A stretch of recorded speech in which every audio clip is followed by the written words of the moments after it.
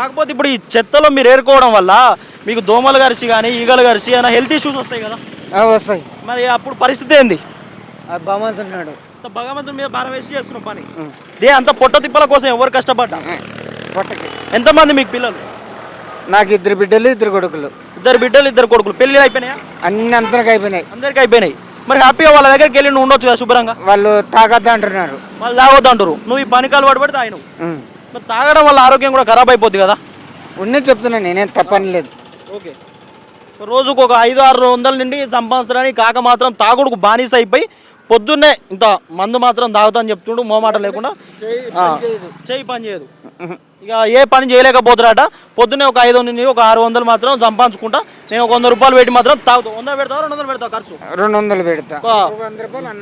ఒక 100 రూపాయలు మాత్రం కడుపుకు నింపుకోవడం కోసం 100 రూపాయలు కష్టపడి కడుపుకు మాత్రం తింటాడు. ఇంకొక 100 రూపాయలు లేదా 200 దాకా ఇంత మందు మాత్రం తాగి ఆయన పొద్దున్నే వచ్చి మాత్రం ఏరుకోవడం జరుగుతుంది. ఎన్ని గంటల దాకా ఏరుతావు?